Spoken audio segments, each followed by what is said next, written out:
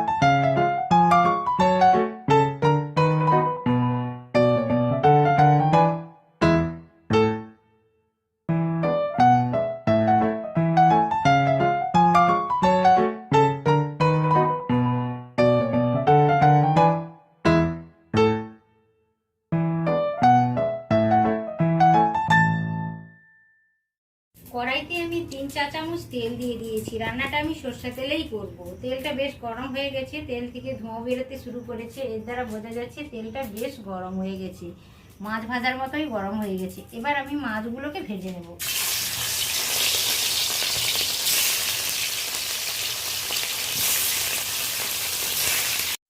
অল্প অল্প করে পুরো মাছটাকে লালচি করে ভেজে নেব। মাছ সবসময় বন্ধুরা অল্পই দেবেন কড়াইতে, অল্প মাছ ভাজতে সুবিধা, নেড়ে চেড়ে ভালোভাবে ভাজা যায়। একসাথে যদি অনেক মাছ দেওয়া হয় তাহলে মাছগুলো বেশি যায়, ঠিক মতো ভাজা যায় না। 4 পিস মাছ আমি প্রথম ভেজে নিয়েছি, আর 5 পিস মাছ ছিল, এটাও বেশ লালচে করে ভেজে নিলাম। মাছ কখনো কড়া করে ভাজতে নেই, তাহলে মাছের টেস্ট থাকে না। ওপরটা বেশ ভালো ভাজা ভাজা হয়ে যাবে, ভেতরটা হালকা নরম থাকলে তাহলেই মাছটা খেতে ভালো লাগে। এই দেখুন মাছগুলো বেশ ভালো করে আমি ভেজে নিয়েছি। মাছ ভাজার পরে কড়াইতে বেশ কিছুটা তেল রয়েছে, এই তেলেই আমি কেটে রাখা আলু আর কেটে রাখা ডাঁটাটা ভেজে নেব একটু ভালো করে। ডাঁটা আলু একসাথেই আমি বেশ নেড়ে চেড়ে ভেজে নেব লবণ হলুদ দিয়ে। আলু পরিমাণ মতো আমি লবণ হলুদ দিয়ে নেড়ে চেড়ে 2 মিনিট ভালো করে কষিয়ে নিলাম। হালকা লালচে করে ডাঁটাটা আর আলুটা আমি ভেজে নিলাম। বন্ধুরা আপনারাও এইভাবে ট্রাই করবেন। এই গ্রীষ্মের দুপুরে এইভাবে যদি পাতলা জিরে ঝোল থাকে পোনা মাছের, কাতলা মাছ অথবা রুই মাছ বা বাটা মাছ এই জাতীয় মাছের, তাহলে এতেই সব ভাত খাওয়া হয়ে যাবে। অনেক কিছু রান্না করার দরকার নেই, গরমের সময় উনানের কাছে বেশি সময় থাকারও প্রয়োজন নেই। এই টাইপের একটা রান্না হলেই সব ভাত খাওয়া হয়ে যাবে। তরকারিটা করার জন্য 2 চা চামচ আমি তেল দিয়ে দিলাম।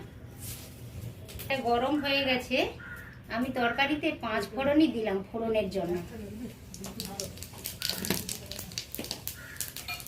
আর কালো জিরেও ফোড়ন দিতে পারেন, কোনো অসুবিধে নেই। ফোড়ন থেকে বেশ ভালো একটা গন্ধ আসছে, ফোড়নটা হালকা লালচে হয়ে গেছে। এই পর্যায়ে আমি কেটে রাখা পেঁয়াজ, টমেটো আর কয়েকটা কাঁচা লঙ্কা আমি আধা চেরা করে রেখেছি, ওটাই দিয়ে দিলাম। পেঁয়াজ, টমেটো, কাঁচা লঙ্কা ফোড়নের সাথে আমি ভালো করে নেড়ে চেড়ে নরম হওয়া পর্যন্ত অপেক্ষা করব। আমি আলু আর ডাঁটাটা ভেজে নিয়েছি লবণ দিয়ে, তো ওই কথাটা মাথায় রেখে লবণের পরিমাণটা আমি অল্প দিলাম, পরে টেস্ট করে দেখে নেব। টমেটো, পেঁয়াজ, কাঁচা লঙ্কা ফোড়নের সাথে বেশ নেড়ে চেড়ে 3-4 মিনিট কষিয়ে নিলাম। টমেটো পেঁয়াজ লালচে হয়ে গেছে, টমেটোটাও গলে গেছে, নরম হয়ে গেছে। এই পর্যায়ে আমি কিছু মশলা অ্যাড করব।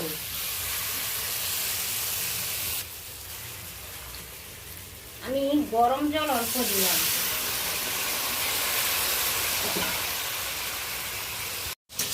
এবার আমি কয়েকটা গুঁড়ো মশলা অ্যাড করবো, ওই জন্য আমি অল্প জল দিয়েছি যাতে নিচে না ধরে যায়। আধা চামচ আমি হলুদ গুঁড়ো দিয়ে দিলাম, আধা চামচ আমি প্লেন লাল লঙ্কার গুঁড়ো দিয়ে দিলাম ঝালের জন্য, হাফ চামচের একটু বেশি আমি ধনে গুঁড়ো দিলাম। লঙ্কার পরিমাণটা আপনারা বাড়িয়েও নিতে পারেন, কমিয়েও নিতে পারেন আপনাদের প্রয়োজন মতো। আধা চামচের বেশি আমি একটু আদা বাটা দিয়ে দিলাম। তো সমস্ত কিছুকে ভালো করে কষিয়ে নেব।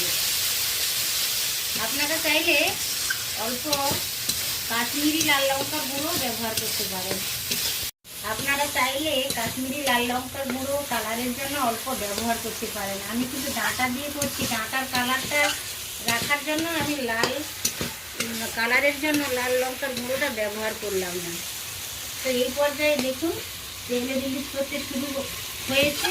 মশলাটা ভালোভাবে আমি 3-4 মিনিট ধরে কষিয়ে নিয়েছি। এই পর্যায়ে আমি ভেজে রাখা আলু আর ডাঁটাটা অ্যাড করে দেবো।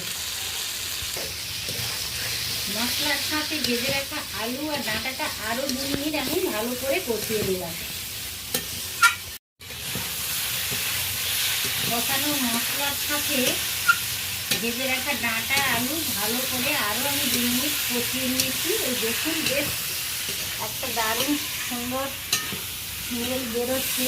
এই পর্যায়ে আমি ফুটন্ত গরম জলটা অ্যাড করে দেবো। সবসময় রান্নাতে গরম জল অ্যাড করার ব্যবস্থা করবেন, তাহলে তরকারিটা বেশ ভালো লাগে খেতে। এই দেখুন আমার তরকারিটা ফুটে গেছে। ডাঁটা আলু দিয়ে কাতলা মাছের পাতলা ঝোল করলাম গরমের দুপুরে। এটা খেতে খুবই ভালো লাগে বন্ধুরা, আপনারা এইভাবে ট্রাই করে দেখবেন। আমি ভেজে রাখা মাছগুলো অ্যাড করে দিলাম। এটা খেতে খুবই ভালো লাগে গরমের দিনে পাতলা ঝোল। সবজিগুলো ভালোভাবে কুক করার জন্য আমি একটা ঢাকনাও চাপিয়ে দিয়েছিলাম। এই দেখুন বেশ ঝোলটা অনেকটাই কমে গেছে।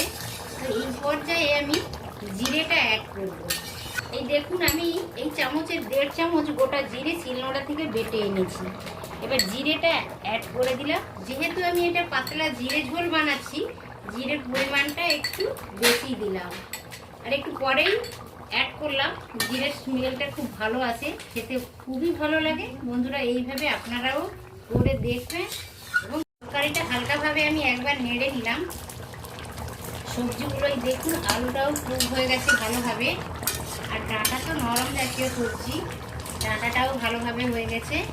আমি হালকাভাবে নেড়ে নিলাম। তরকারিটা প্রায় কমপ্লিট হয়ে এসেছে, আরও 2 মিনিট ফুটিয়ে নেব, তারপর নামিয়ে নেবো।